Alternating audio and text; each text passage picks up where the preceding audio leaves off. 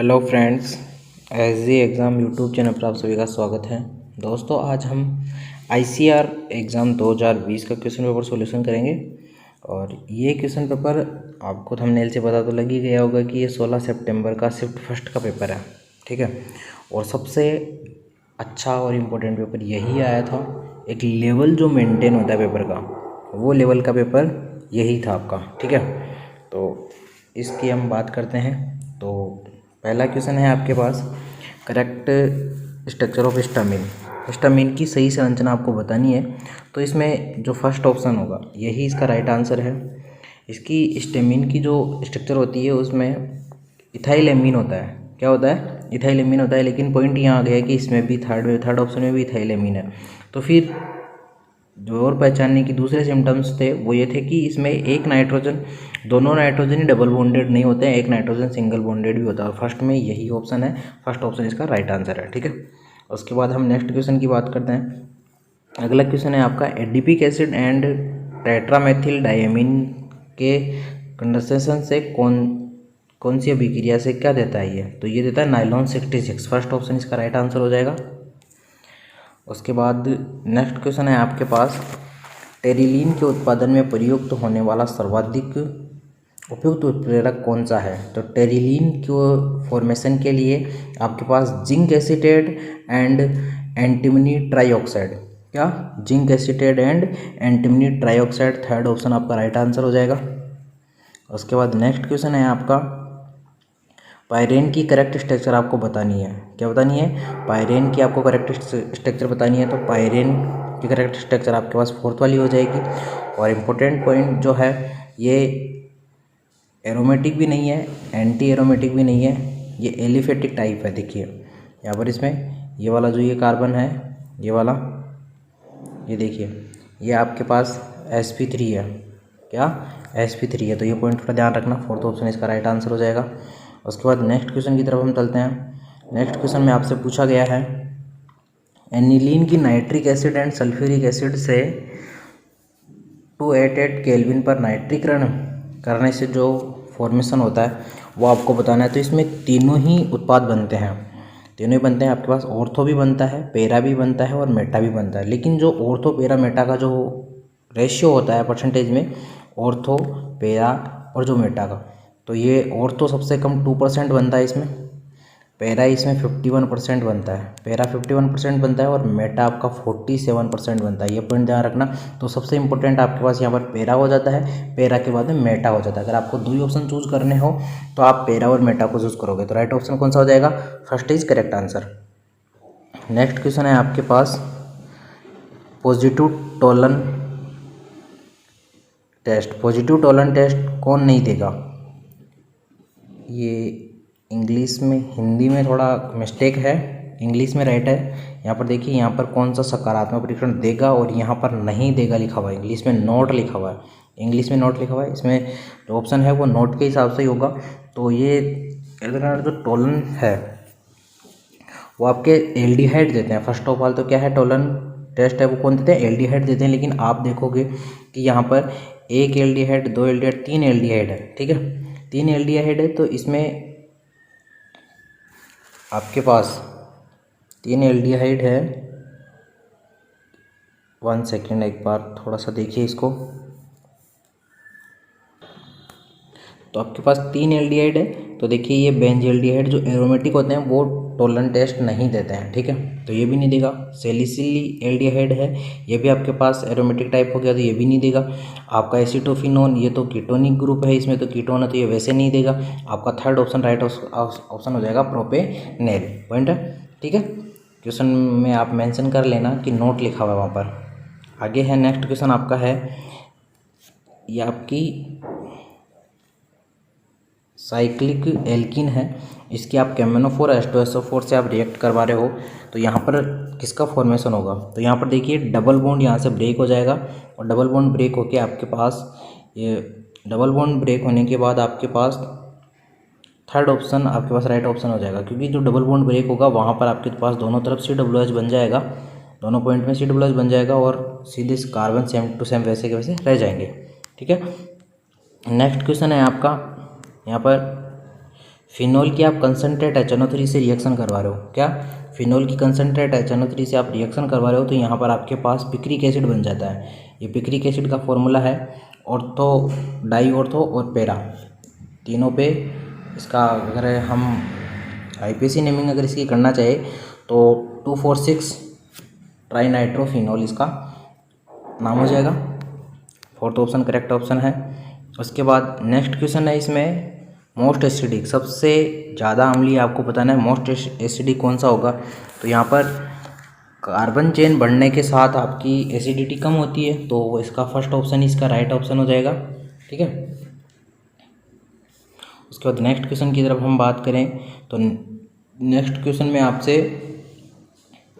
Ortho हाइड्रोक्सीमेथिल phenol की reaction SOCl2 से करवा रहा है। ऑर्थो हाइड्रोक्सीमेथिल फिनोल की रिएक्शन SOCl2 से यहाँ पर करवा रहा है, तो इसका राइट आंसर है वो आपके पास सेकंड राइट आंसर हो जाएगा। कौन सा हो जाएगा? सेकंड राइट ऑप्शन हो जाएगा आपके पास। नेक्स्ट क्वेश्चन की अगर हम बात करें तो आपके पास है ये एल्किल हैलाइड है, इसकी एल्कोहलिक एवज से एल्किल हैलाइड की एल्कोहलिक एवज से रिएक्शन करवाने पे आपके पास बन क्या रहा है। तो एल्कोहली देखिए 2 पॉइंट है, एक तो आपके पास एल्कोहली होता है KOH हो या एल्कोहली सार हो, एल्कोहली बेस होता है, और एक आपके पास एक्वस बेस होता है जिसको आप जलीय बोलते हो। तो एल्कोहली होता है उसमें डबल बॉन्ड का फॉर्मेशन होता है, और एक्वस होता है उसमें OH - N यानी एल्कोहल का फॉर्मेशन होता है। तो यहाँ पर एल्कोहली है तो एल्कोहली में आपके पास एल्किन का फॉर्मेशन होगा और मार्कोनिकोव रूल के अकॉर्डिंग होगा, तो फर्स्ट ऑप्शन राइट आंसर हो जाएगा, ठीक है। उसके बाद नेक्स्ट क्वेश्चन है आपका सेम, ये आपके पास स्ट्रक्चर दे रखी है और इस स्ट्रक्चर में आपको सिग्मा और पाई बॉन्ड काउंट करने हैं, ठीक है। सिग्मा और पाई बॉन्ड काउंट करने हैं, तो यहाँ पर इसमें 29 सिग्मा और 7 पाई बॉन्ड हो जाएंगे। कितने? 29 सिग्मा और 7 पाई बॉन्ड आपके पास हो जाएंगे। 29 सिग्मा और 7 पाई बॉन्ड आपके पास यहाँ पर हो जाएंगे। नेक्स्ट क्वेश्चन है आपके पास 63, तो ये है अमोनियम मोलिब्डेनेट एक अभिकर्मक है जिसका उपयोग किया जाता है। Ammonium molybdate is the reagent use to detect. तो अमोनियम मोलिब्डेनेट है, इसका फॉस्फेट, सिलिकेट और आर्सेनेट और लेड का पता लगाने के लिए किया जाता है। किसका पता लगाने के लिए किया जाता है? फॉस्फेट, सिलिकेट, आर्सेनेट और लेड का पता लगाने के लिए किया जाता है। तो इसका देखो सेकंड ऑप्शन आपके पास फॉस्फेट इसमें ऑप्शन में है, तो आपके पास फॉस्फेट वाला राइट आंसर हो जाएगा। लेकिन फॉस्फेट के साथ याद रखना सिलिकेट, आर्सेनेट और लेड तीनों का पता लगाने के लिए इसमें किया जाता है, ठीक है। नेक्स्ट है आपके पास कार्बनिक रिएक्शन, ऑर्गेनिक रिएक्शन आपको दे रखी है और इसमें पूछा है कि आपके पास यहाँ पर जो ए होगा वो ए क्या होगा। तो ए आपके पास जिंक होता है। क्या होता है? ए आपके पास जिंक होता है और सिंपल Zn+2 की फॉर्म में नहीं। देखो फोर्थ ऑप्शन आपके पास Zn+2 है, तो Zn+2 की फॉर्म में नहीं होता है, नेचुरल कंडीशन में होता है जिंक Zn की फॉर्म में, ओके, ठीक है। कोई ऑक्सीडेशन स्टेट में नहीं होता है। उसके बाद नेक्स्ट क्वेश्चन है, आपको करेक्ट ऑप्शन आपको चूज़ करना है। तो करेक्ट ऑप्शन में आपको बॉइलिंग पॉइंट ज़्यादा होता है सिस का ट्रांस की तुलना में। क्या होता है? देखिए इसमें पॉइंट आपके देखिए, फर्स्ट ऑप्शन ही देखिए आपके पास। फर्स्ट ऑप्शन आपके पास ट्रांस ब्यूटुइन से सिस ब्यूटुइन का क्वथनांक बॉइलिंग पॉइंट है वो अधिक होता है। बिल्कुल राइट बात है, सिस का ज़्यादा होता है बॉइलिंग पॉइंट ट्रांस की तुलना में, ठीक है। बाकी के जो तीनों ऑप्शंस हैं ये सेम टू सेम उल्टे हो जाएंगे। सिस है वो नॉन पोलर नहीं बल्कि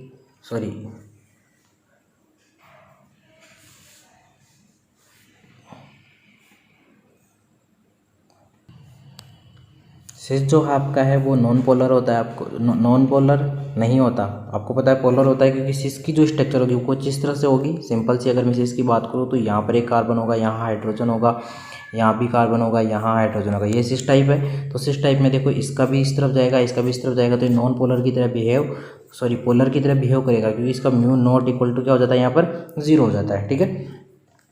नेक्स्ट क्वेश्चन की अगर मैं बात करूँ, यहाँ पर रेन वाटर है उसका रेन वाटर की pH किसके फॉर्मेशन से 5.6 हो जाती है? रेन वाटर है जो वर्षा का जल है, उसकी पीएच किसके फॉर्मेशन से होती है? तो दरअसल 5.6 से अगर कम हो पीएच तो वो होती है आपके पास H2SO4 और HNO3 की वजह से। ठीक है, मैक्सिमम बच्चों का ये क्वेश्चन गलत हुआ था, इंपॉर्टेंट क्वेश्चन है, ध्यान रखना। यहाँ पर 5.6 के बारे में बात की गया, 5.6 से कम नहीं। तो 5.6 वाला जो है वो आपके पास H2CO3 की वजह से होता है। किसकी वजह से? H2CO3 CO2 गैस की वजह से। राइट है, पॉइंट ध्यान रखना, इंपॉर्टेंट क्वेश्चन है।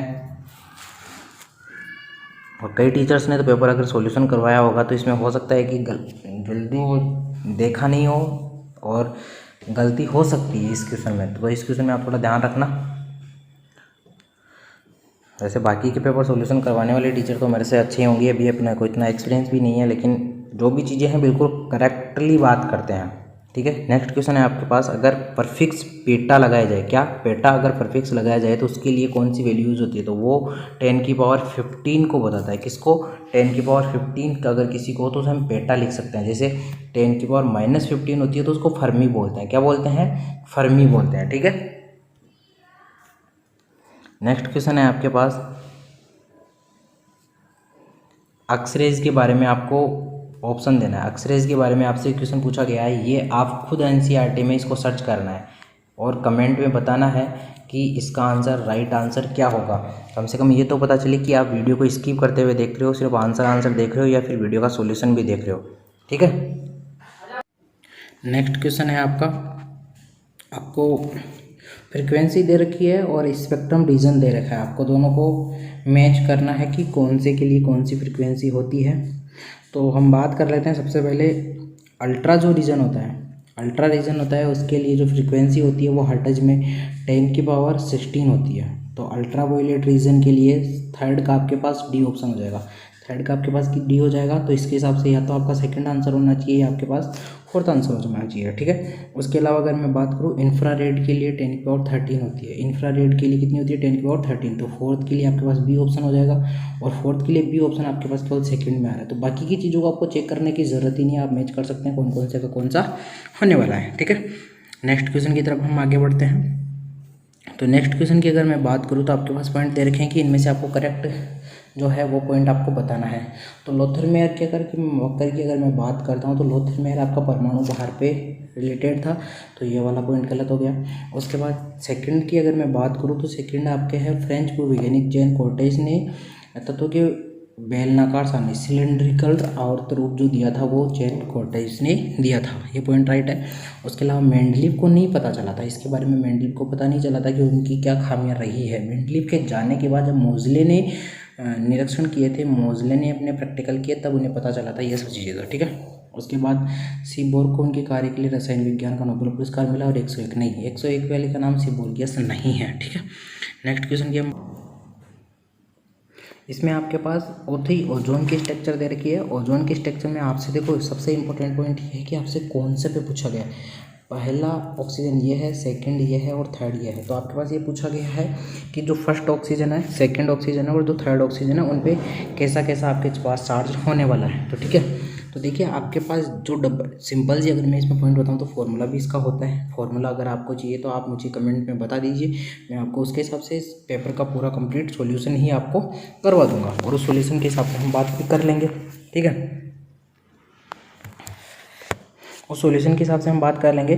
तो यहाँ पर मैं आपको सिंपल से समझाना चाहूँ तो ऑक्सीजन 2 बॉन्ड बनाता है, और जिसके 2 बॉन्ड बने हुए हैं उस पर कोई चार्ज नहीं है, जिसके 2 से ज़्यादा बने हुए हैं उस पर पॉजिटिव चार्ज है, और जिसके 2 से कम बने हुए हैं उसके नेगेटिव चार्ज है। तो ये आप फॉर्मल चार्ज की बात कर सकते हो। तो थर्ड पे आपके पास 0 चार्ज है, तो थर्ड पे 0 चार्ज है, तो इसके हिसाब से आपका जो है आपका थर्ड ऑप्शन करेक्ट ऑप्शन हो जाएगा। ठीक है, और फर्स्ट पे आपके पास पॉजिटिव चार्ज है और सेकंड पे आपके पास नेगेटिव चार्ज है। इसके हिसाब से आप देख सकते हो आपका थर्ड ऑप्शन करेक्ट ऑप्शन जा रहा है यहाँ पर। अगले क्वेश्चन की अगर मैं बात करूँ तो यहाँ पर अगला क्वेश्चन है आपके पास कुछ हाइड्रेट्स दे रखे हैं और उन हाइड्रेट्स को आपको उनके एग्जाम्पल से मैच करना है। ठीक है, तो आपके पास जो है सबसे पहला है सेलाइन हाइड्रेट। साल्ट ये जो हाइड्रेट है आपके पास वो आपके BeH2 हो जाएगा। कौन सा हो जाएगा? सेलाइन हाइड्रेट आपके पास कौन सा हो जाएगा? BeH2 हो जाएगा। उसके बाद अगर मैं इलेक्ट्रॉन रिच वाले की बात करूँ, इलेक्ट्रॉन रिच मोलिकुलर हाइड्रेट की अगर मैं बात करूँ तो HF हो जाएगा। इलेक्ट्रॉन नून की अगर मैं बात करूँ तो B2H6 हो जाएगा। और इंटरस्टेटिंग हाइड्राइड की बात करूँ तो क्रोमियम हाइड्राइड हो जाएगा। ठीक है, इसके हिसाब से आपका जो राइट ऑप्शन है वो आपका सेकंड ऑप्शन राइट हो जाएगा। ठीक है, नेक्स्ट क्वेश्चन की अगर मैं बात करूँ यहाँ पर, तो आपका नेक्स्ट क्वेश्चन है आपके पास आपके पास ABC 3 अननोन कंपाउंड है और इन तीनों को आप 600 to 800 डिग्री सेल्सियस पे आप अगर आप इन तीनों को हीट करते हो तो आपके पास BeCl2 और कोई गैस प्रोड्यूस होती है। ठीक है, तो देखिए इसके लिए आपके पास जो राइट है, आपके पास तीनों कौन कौन से होने वाले हैं, तो वो आपके पास बेरिलियम का ऑक्साइड हो जाएगा, Cl2 गैस हो जाएगी और आपके पास कार्बन हो जाएगा। क्या हो जाएगा? बेरिलियम ऑक्साइड, Cl2 गैस और कार्बन। इसके लिए आपका फोर्थ ऑप्शन करेक्ट ऑप्शन हो जाएगा। ठीक है, या अगर इसको टेम्परेचर की अगर एक जनरल टेम्परेचर आपको दिया जाए, अब की बार जो एग्जाम हो उसमें क्वेश्चन आ सकता है कि कौन से टेम्परेचर पर रिएक्शन होती है, तो इस टेम्परेचर की अगर मैं बात करूँ तो 873 केल्विन आप टेम्परेचर बोल सकते हैं। ठीक है, नेक्स्ट क्वेश्चन की अगर मैं बात करूँ यहाँ पर, तो आपके पास दिया गया आपको सोल्यूबिलिटी बतानी है। दो आपके पास क्रिस्टल दे रखे हैं, उनकी सोल्यूबिलिटी बतानी है, लिथियम फ्लोराइड और सीजियम आयोडाइड। तो दोनों की सोल्यूबिलिटी लो होती है, तो सेकंड ऑप्शन इसका राइट ऑप्शन हो जाएगा। ठीक है, उसके बाद नेक्स्ट क्वेश्चन की अगर मैं बात करूँ यहाँ पर आपके पास दे रखा है, तो करेक्ट इलेक्ट्रॉन नेगेटिविटी आपको बतानी है। विद्युत ऋणता का पोलिंग स्केल के अकॉर्डिंग आपको करेक्ट इलेक्ट्रॉन नेगेटिविटी बतानी है। तो सबसे जो कम इलेक्ट्रोनेगेटिव, वैसे इलेक्ट्रोनेगेटिविटी का जो खेल होता है वो सिंपल सी ये होता है कि पीरियोडिक टेबल में आप लेफ्ट टू राइट जाने तो इलेक्ट्रोनेगेटिविटी इंक्रीज होती है और अप टू अगर आप डाउन जाते हो तो इलेक्ट्रोनेगेटिविटी डिक्रीज होती है। ये मैक्सिमम रूल में है, लेकिन सभी जगह ये लागू नहीं होता है पॉइंट। ठीक है, तो अगर मैं इलेक्ट्रोनेगेटिविटी की अगर सिंपल से सीधे ऑर्डर की बात करूँ तो सबसे कम इलेक्ट्रोनेगेटिविटी होती है आपके इसमें एल्यूमिनियम की सबसे कम होती है।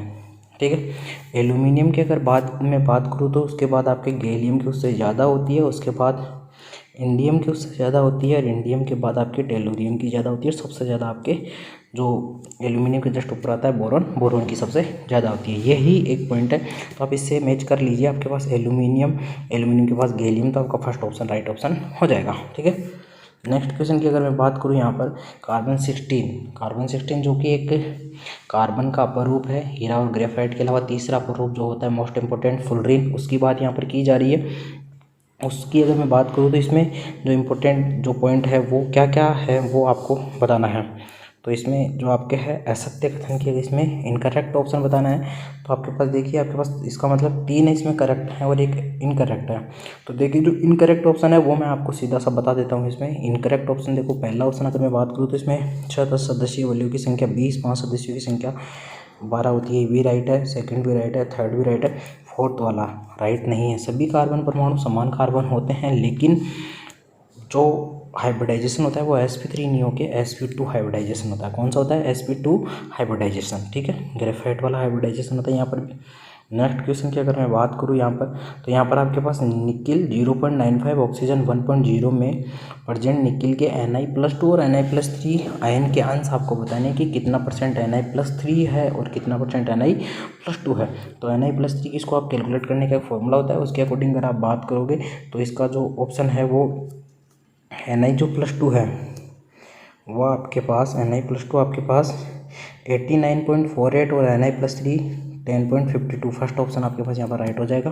ठीक है, इसका सॉल्यूशन भी मैं आपको करवा दूंगा। यदि आप कमेंट बॉक्स में आप कमेंट कर देना कि सर हमें इसका सॉल्यूशन भी चाहिए, या फिर आप खुद से सॉल्यूशन कर सकते हो। देखो बेस्ट ऑप्शन ये है कि आप खुद सॉल्यूशन करो। आंसर मैंने आपको बता दिया, जब आपको इसका आंसर ना आए तो आप मुझे कमेंट करके बता सकते हो, या फिर मेरा व्हाट्सअप जो नंबर है उस पर आप मुझे मैसेज कर सकते हो। उसके अकॉर्डिंग भी मैं आपको आंसर बता दूंगा कि सॉल्यूशन करके। ठीक है, पॉइंट तो ये है, लेकिन इंपॉर्टेंट ये है कि आप खुद अगर पेपर सॉल्यूशन करोगे, क्योंकि आंसर की आपको मिल गई, अब खुद अगर आप पेपर सॉल्यूशन करोगे तो ये ज़्यादा बेस्ट रहेगा। ठीक है, नेक्स्ट क्वेश्चन की अगर हम बात करते हैं जर्मन सिल्वर, तो जर्मन सिल्वर का एक ही सबसे इंपॉर्टेंट पॉइंट है कि जो जर्मन सिल्वर होती है उसमें आपके पास Ag नहीं होता है। क्या?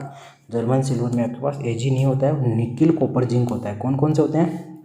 निकिल होता है, कॉपर होता है और जिंक होता है। इसमें ऑप्शन हो जाएगा आपका निकिल कॉपर जिंक वाला, आपके पास फर्स्ट ऑप्शन ही करेक्ट ऑप्शन है। ठीक है, उसके बाद नेक्स्ट क्वेश्चन की अगर मैं बात करूँ तो कौन सा एलिमेंट है जो सिंगल बॉन्डेड नहीं होता है, एकल आबंध नहीं बनाता है? एकल बंध की अगर हम बात करें तो यहाँ पर आपके पास बिस्मिथ हो जाएगा, फोर्थ ऑप्शन, जो सिंगल बॉन्ड नहीं बनाता है। उसके बाद नेक्स्ट क्वेश्चन है आपके पास इलेक्ट्रॉन गेन एंथैल्पी का ऑर्डर आपको बताना है। तो इलेक्ट्रॉन गेन एल्थेन में सबसे ज़्यादा आपके पास सल्फर की हो जाएगी, सबसे ज़्यादा आपके पास सल्फर की हो जाएगी तो 3 ऑप्शन सब आपके पास आ जाते हैं, और सबसे कम आपके पास ऑक्सीजन की हो जाएगी। तो पहला और तीसरे में ये है, लेकिन इन दोनों में ये नहीं है, तो आपके पास फर्स्ट ऑप्शन ही आपका राइट ऑप्शन हो जाएगा। कई बार क्या होता है, क्वेश्चन को अगर आपको करेक्ट आंसर नहीं आता है तो आप इनकरेक्ट को छांटिए, ठीक है। जब आप इनकरेक्ट को अगर आप हटा देंगे तो आपके पास लास्ट ऑप्शन ऐसा होगा कि आपके पास मैक्सिमम 2 बच जाएंगे, 2 तो आप हटा ही दोगे, डेफिनेटली 2 तो हटा दोगे। जैसे इसमें मुझे पता था कि सबसे ज़्यादा सल्फर की होती है, मैंने 3 चूज़ किया, 1 हटा, लेकिन मुझे ये भी पता था कि ऑक्सीजन की सबसे कम होती है, तो ऑक्सीजन की सबसे कम, तो इन 3 में से 2 में ही ऑक्सीजन थी, लेकिन वो दूसरा वाला एक पॉइंट ऐसा था जिसमें सल्फर सबसे ज़्यादा वाला नहीं है, तो एक ही बचा, इसका मतलब तो 1 पॉइंट मेरा सीधा राइट हो गया, ठीक है। तो ऐसे क्वेश्चन को डिफरेंट टाइप से भी आप कर सकते हैं, ठीक है। नेक्स्ट क्वेश्चन है आपके पास ऑक्सी एसिड है, और ऑक्सी एसिड में से कौन सा एक नहीं बनता है, आपको ये बताना है। ऑक्सी एसिड में आपके पास, अगर मैं फ्लोरीन वाले ऑक्सी एसिड की बात करूँ तो फ्लोरीन का ऑक्सी एसिड एक ही बनता है, HOF। कौन सा? HOF। जबकि आपके पास पहला ऑप्शन देखो HOFO है, मतलब HO2F है, जो कि नहीं बनता है। तो क्या फर्स्ट ऑप्शन राइट ऑप्शन हो जाएगा इसका? कौन सा आंसर हो जाएगा? फर्स्ट इज करेक्ट आंसर हो जाएगा, जो नहीं बनता है। उसके बाद नेक्स्ट क्वेश्चन है आपके पास, एक कलरलेस विस्फोटित ठोस है, ठीक है, कलरलेस एक्सप्लोसिव सॉलिड है। आपको ए के बारे में बताना है कि ए है क्या। तो ए आपके पास XeO3 है, क्या है? जीनोन ट्राईऑक्साइड आपके पास है, जिसका आपके फोर्थ ऑप्शन करेक्ट ऑप्शन हो जाएगा। कौन सा हो जाएगा? फोर्थ इज करेक्ट ऑप्शन हो जाएगा। नेक्स्ट क्वेश्चन की अगर मैं बात करूँ तो आपके पास XYZ आपको इस रिएक्शन में बताने की XYZ आपके पास क्या क्या हो सकते हैं, ठीक है। तो आपके पास अगर XYZ अगर आप बात करो तो अक्स आपके पास MnO4 - 2 हो जाएगा। अक्स आपके पास क्या हो जाएगा? MnO4 - 2। आपने जैसे ही एक इलेक्ट्रॉन इसमें ऐड करोगे MnO4 माइनस में, तो एक नेगेटिव चार्ज बढ़ जाएगा, तो क्या हो जाएगा? MnO4 - 2। और आप एक चीज़ नोटिस करेंगे, आप नोटिस करेंगे कि इसमें केवल फर्स्ट ऑप्शन ही ऐसा है, क्या? फर्स्ट ऑप्शन ही ऐसा है जिसमें MnO4 - 2, और किसी में भी MnO4 - 2 नहीं है, तो आपको चेक करने की ज़रूरत ही नहीं थी, और आपका सीधा फोर्थ ऑप्शन करेक्ट ऑप्शन सीधा हो जाता। बाकी क्या आपको आए या ना आए, ठीक है।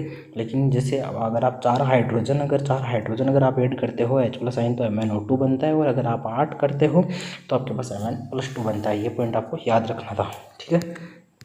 नेक्स्ट क्वेश्चन की अगर मैं बात करूँ यहाँ पर, तो नेक्स्ट क्वेश्चन आपके पास है वर्नर जो थ्योरी है, वर्नर थ्योरी है, उसके अकॉर्डिंग आपको बताना है कि वर्नर थ्योरी में होता क्या है। तो वर्नर थ्योरी, ये क्वेश्चन मैं आपके लिए पेंडिंग रखता हूँ, आपको खुद NCERT में सर्च करके आपको कमेंट करना है कि इसका राइट आंसर क्या होगा। नहीं होगा तो आपको, अगर जब आंसर ना आए, जिस क्वेश्चन के मैं आंसर आपके लिए छोड़ रहा हूँ, कुछ दिन बाद उनके आंसर मैं डिस्क्रिप्शन में डाल दूंगा, ठीक है। 26 करके, जैसे 84 है तो 84 का आंसर मैं डिस्क्रिप्शन में लिख दूंगा कि 84 में C आंसर होगा या D आंसर होगा, तो आप उसके अकॉर्डिंग भी आप देख सकते हैं, ठीक है। लेकिन पहले खुद से सर्च करने की कोशिश करना, इसी से आपका नॉलेज बढ़ेगा, ठीक है। नेक्स्ट क्वेश्चन की अगर हम बात करें तो अगला क्वेश्चन मेरे पास है, ये वाला क्वेश्चन भी आप खुद कीजिए। ये वाला क्वेश्चन आपको सॉल्यूशन वाले लेसन से है, NCERT में लेसन नंबर 2 है, वहाँ से ये क्वेश्चन है, इसको आपको सॉल्यूशन करना है। काफ़ी अच्छा क्वेश्चन है, अगर ये क्वेश्चन कर लिया तो समझ लेना कि सॉल्यूशन के मैक्सिमम क्वेश्चन आपको आने लग जाएंगे, ठीक है। नेक्स्ट क्वेश्चन आपके पास, आपको करेक्ट स्टेटमेंट बताना है, आपको करेक्ट स्टेटमेंट आपको बताना है। 86 में आपको करेक्ट स्टेटमेंट बताना है, तो आपको 86 में करेक्ट स्टेटमेंट आपका क्या हो जाएगा? यहाँ पर करेक्ट स्टेटमेंट की अगर मैं बात करूँ तो यहाँ पर है, बाकी के जो अणुसंख्या गुणधर्म है उनकी अपेक्षा प्रासरण दाब अतितनु विलयनों के लिए भी लागू हो जाता है। तो ये थर्ड ऑप्शन इसका राइट ऑप्शन हो जाएगा। नेक्स्ट क्वेश्चन की अगर मैं बात करूँ, नेक्स्ट क्वेश्चन है उसमें भी आपको इनकरेक्ट स्टेटमेंट बताना है। इसमें इनकरेक्ट बताना है, पहले वाले में करेक्ट बताना था। तो इनकरेक्ट ऑप्शन देखिए आपके पास, पहले बात करते हैं, आदर्श गैस के लिए सभी तापों पर जेड की वैल्यू 1 होती है, ये राइट ऑप्शन है। जेड रियल अपॉन आइडल, ये भी राइट ऑप्शन है। आदर्श गैस के लिए जेड और पी आलेख ऋणात्मक स्लोप की सरल रेखा होती है, नहीं, ऋणात्मक स्लोप की सरल रेखा नहीं होती है, तो ये थर्ड ऑप्शन इसका राइट ऑप्शन हो जाएगा। फोर्थ वाला देखो, कम दाब और सभी गैसों के लिए जेड 1 होता है और उनका व्यवहार आदर्श गैस जैसा होता है, न्यून दाब और हाई टेम्परेचर पे, ठीक है। नेक्स्ट क्वेश्चन की अगर हम बात करें तो नेक्स्ट क्वेश्चन में आपके पास 4 गैस दे रखे हैं और उनके अंतराणविक बलों का आपको बताया है। 4 गैस दे रखी है, उनके अंतराणविक बलों के बारे में आपसे पूछा है, तो ये इसी लेसन का है, आपको देख लीजिए। मैं बता देता हूँ, CO2 और NH3 का ज़्यादा होगा आपके पास, O2 और N2 से, ठीक है। तो आप उसके अकॉर्डिंग भी आप देख सकते हैं। अंतराणी बोले आपको यहाँ पर क्रांतिक ताप दे रखा है, उससे आपको पता चल जाएगा पॉइंट है, ठीक है। नेक्स्ट क्वेश्चन की अगर मैं बात करूँ तो आपके पास एल्यूमिनियम के 54 grams temperature 30 to 50 degree Celsius बढ़ाने पर आवश्यक हीट जो है वो आपको एल्यूमिनियम की मोलर ऊष्माधारिता आपको दे रखी है। तो इसके पास जो आपका राइट आंसर होगा वो हो जाएगा 0.96 किलो जूल। यहाँ पर आपको जो आंसर है वो किलो जूल में देना है। अगर आप जूल में कन्वर्ट करोगे तो 960 जूल आपके पास ऑप्शन आ जाएगा आंसर। और इसका फॉर्मूला होता है वो बराबर Q बराबर MS डेल्टा T होता है। डेल्टा T आपको पता है, M आपको पता है और S आपको क्वेश्चन में दे रखा है 24। यहाँ से आप कैलकुलेट करोगे आपके पास Q की वैल्यू सीधी सीधी आ जाएगी, ठीक है। नेक्स्ट क्वेश्चन में इनकरेक्ट ऑप्शन आपको बताना है। तो इनकरेक्ट ऑप्शन की अगर मैं बात करूँ यहाँ पर तो आपको 90 क्वेश्चन में आपको बताना है इनकरेक्ट ऑप्शन। तो देखिए फोर्थ ऑप्शन देखो, फर्स्ट ऑप्शन की अगर मैं बात करूँ तो डेल्टा G 0 के साथ क्वेश्चन है, delta not G equal to 0 के साथ के लिए मापदंड है। ऊष्मागतिकी ने व्याख्या करता है कि यह स्वतः परिवर्तित ऊष्माक्षेपीय अभिक्रियाओं के लिए इतनी सुलभ क्यों है। डेल्टा U उत्क्रमणीय व अनुत्क्रमणीय प्रक्रमों में भेद कर सकता है, बिल्कुल राइट ऑप्शन है। नेक्स्ट है आपके पास अभिक्रिया कैल्शियम ऑक्साइड CO2 से रिएक्ट करके CaCO3 बनाता है तो मुक्त ऊष्मा CaCO3 की विर्जन एंथैल्पी नहीं है। यही आपका करेक्ट ऑप्शन है, जो मतलब इसमें उल्टा दे रखा नहीं है की जगह है होना चाहिए, ठीक है। नोट की जगह राइट होना चाहिए और यही ऑप्शन आपका फोर्थ ऑप्शन करेक्ट ऑप्शन हो जाएगा। नेक्स्ट क्वेश्चन की अगर मैं बात करूँ तो यहाँ पर आपको ऑक्सीडेंट और रिडक्टेंट आपको बताना है, ठीक है। कौन सा अपचायक है और कौन सा ऑक्सीकारक है। तो ऑक्सीकारक की अगर मैं बात करूँ तो H2O2 आपके पास ऑक्सीकारक की तरह बिहेव करेगा और आपके पास N2H4 आपके अपचायक की तरह बिहेव करेगा, ठीक है। नेक्स्ट क्वेश्चन की अगर हम बात कर लेते हैं 92, तो 92 में आपके पास देखिए 92 में आपके पास सेकंड ऑप्शन राइट ऑप्शन हो जाएगा। आप मैच कर लीजिए, आपको ये तो पता ही होगा ऑक्सीडेशन रिएक्शन कौन सी होती है, रिडक्शन कौन सी होती है, हाइड्रोलाइसिस कब होता है, ठीक है। नेक्स्ट क्वेश्चन की अगर मैं बात करूँ यहाँ पर तो नेक्स्ट क्वेश्चन है आपके पास, आपको पॉजिटिव आवेश वाला सोल बताना है। पॉजिटिव आवेश वाला जो सोल है आपके पास कौन सा होता है, हीमोग्लोबिन आपका पॉजिटिव आवेश वाला होता है। अम्ल रंजक भी नेगेटिव वाला होता है, CDS भी नेगेटिव होता है और गोल्ड वाला भी नेगेटिव होता है, लेकिन हीमोग्लोबिन आपका कैसा होता है, पॉजिटिव सोल होता है। नेक्स्ट क्वेश्चन है आपके पास इनकरेक्ट आपको बताना है।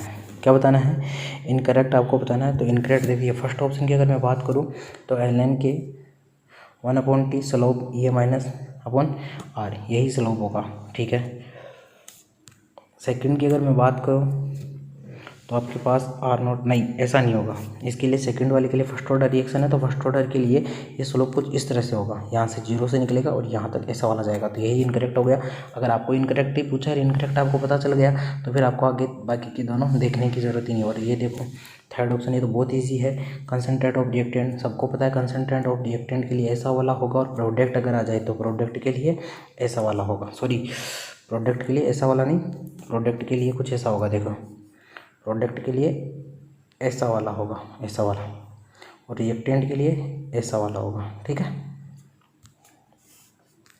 नेक्स्ट क्वेश्चन की अगर हम बात करें तो 95 अगर क्वेश्चन की मैं बात करूँ यहाँ पर तो 95 क्वेश्चन में आपके पास दे रखा है, आपसे क्वेश्चन में पूछा गया है कि आपको अभिक्रिया का दर स्थिरांक रेट कांस्टेंट अगर आपसे पूछा गया तो रेट कांस्टेंट आप निकाल लीजिए। आपको पता ही है फर्स्ट ऑर्डर की रिएक्शन है, यहाँ से आपको ये तो थोड़ा आइडिया लग ही रहा है कि ये फर्स्ट ऑर्डर की रिएक्शन है। जब फर्स्ट ऑर्डर की रिएक्शन है तो उसके लिए रेट कांस्टेंट जो होगा, तो आपको पता है रेट कांस्टेंट में आपके पास फर्स्ट और सेकंड में से कोई एक आंसर होगा और आप जब कैलकुलेट करोगे तो आपके पास सेकंड आंसर राइट ऑप्शन के रूप में आ जाएगा, ठीक है। फर्स्ट ऑर्डर के लिए रेट कांस्टेंट का आपको फॉर्मूला पता ही होगा, K = 2.303/T log initial concentration upon final concentration, ठीक है।